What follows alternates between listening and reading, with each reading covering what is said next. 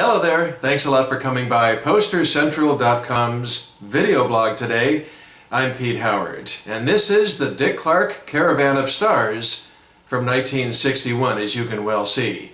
And Dick Clark here sort of taking a page, if you will, out of promoter Alan Freed's book by giving himself a big, headline presence for the proceedings and his name and banner headlines and everything like that. But I'll tell you, this is a beautiful concert poster, no doubt about it. And it's got some talented musicians on it, absolutely. But, I'll admit, sure, it's very representative of the creative lull, if you will, in pop music between the early explosion of rock and roll in the 50s and the arrival of the Beatles in America in 1964.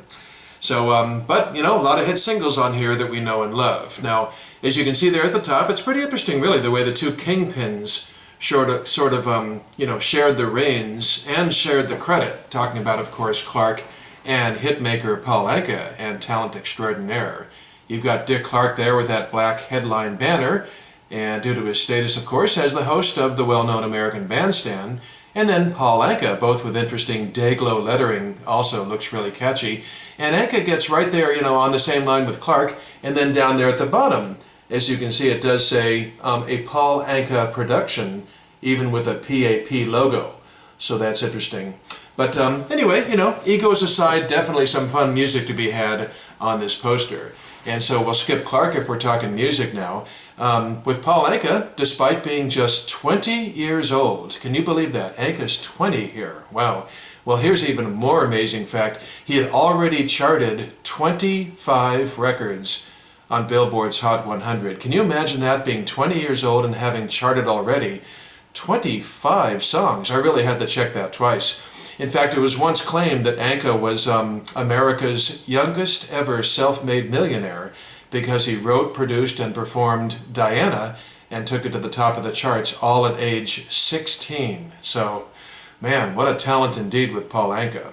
And Clark, of course, was just the MC, so there's no music to be done. I'm sure he had fun on stage with hijinks and everything else. Okay, going to the second row. Boy, there's Chubby Checker. Anytime you got Chubby on a poster with the word twist, you're ahead of the game. And it does say, "Let's Twist Again" here on the poster, which was a top 10 hit for him this summer. Now, his newest waxing was called The Fly, and that was actually in the national top 10 right now. But what's really fun about the timing of this poster, see, it's November 9th of 1961. In Billboard magazine, the very next week after this, yep, The Twist itself would re-enter Billboard's Hot 100 chart. Just at number 55 next week, but it would go to number 1. And you know the rest. It's the only record in history that wasn't a Christmas song to be on the charts on 2 different occasions and reach the top both times. Bing Crosby's White Christmas is the only other record of any kind to be able to make that claim. So then, next to Chubby, you do have pop singer Linda Scott, and she was riding the crest of 2 top 10 pop hits this year. I've Told Every Little Star in the spring, and Don't Bet Money, Honey in the summertime, and that latter song is given as her song title on the poster. Then in the third row, you've got guitar god Duane Eddy and his twangy guitar. I'm so glad they put that rather than trying to put out a single title, because he really was an early guitar god and not so much a singles guy. Next to him, Clarence Frogman Henry. He had had a top 5 pop hit this very spring, so it's called But I Do. But on the poster, they give the song Lonely Street, and that was much less successful, just squeaked into the top 20 of the R&B charts.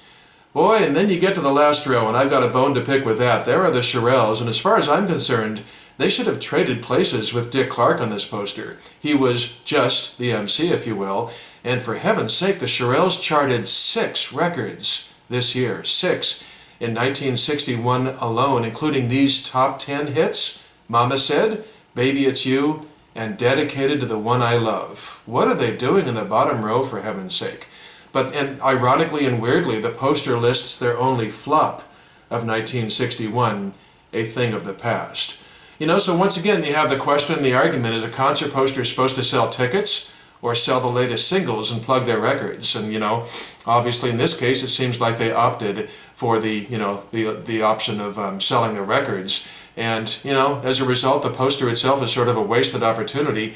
I haven't even mentioned their 1960 super evergreen, Will You Love Me Tomorrow? Would that have been nice to have seen on here? And I'd like to think it would have sold a few more tickets. And then finally, from Brooklyn, New York, you do have the Jive 5. The song title given is My True Story. That was actually a top 5 pop hit this summer, and all the way to the top, #1 on the R&B charts.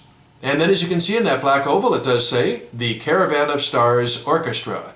And it all took place, this is a tour blank, but on this particular stop, as you can see, at the Civic Coliseum in Knoxville, Tennessee. Just really a beautiful oversized jumbo globe posters out of Baltimore, window card or concert poster. This thing measures 22 inches by a very tall 31 inches. Tough to get all in the frame. Hope you enjoyed seeing it today. Thanks a lot for stopping by, and we'll see you next time for something soon. Okay, bye-bye.